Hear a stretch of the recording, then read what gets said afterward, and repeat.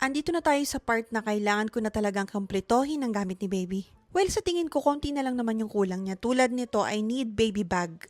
Mother's bag siya na pinapadala sa akin sa hospital. Sa recycle shop nga namin to nakita, 2,398 yen. Pinabitbit ko na nga kay Ate Irie at saka yung next stop namin is syempre yung bilihan ng gamit ni baby. Kulang pa pala ako ng isang balot ng maternity sanitary pad kasi 2 balot yung pinapadala sa akin. At syempre, kailangan ko na ring bumili ng milk paano kapag walang gatas ang ina. 2 lata nga lang muna yung binili ko kasi syempre, what if hindi siya hiyang? Ito rin nga yung pinakamura pero chinek namin sa internet na maganda naman daw siya. Syempre hindi pwedeng mawala ang pangsipsip ng sipon ng baby. At si Ate Irie ang pumili nitong hairbrush ni baby. Hindi rin pwedeng mawala sa listahan ng baby oil. Dinagdagan ko na rin itong baby laundry soap sa bahay.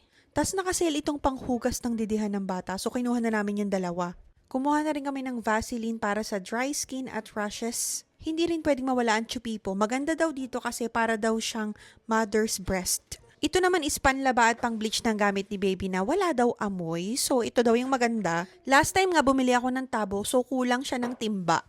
Mas gusto ko tong gamitin pampaligo ng bata kaysa sa shower. At sabi ni Irie, bilhan naman daw namin ng bagong damit si baby kasi puro ukay nga naman. Kaya bumili lang naman kami ng ilang piraso. So naka 13,159 yen kami dito. That's around 4,992 pesos. So that's it.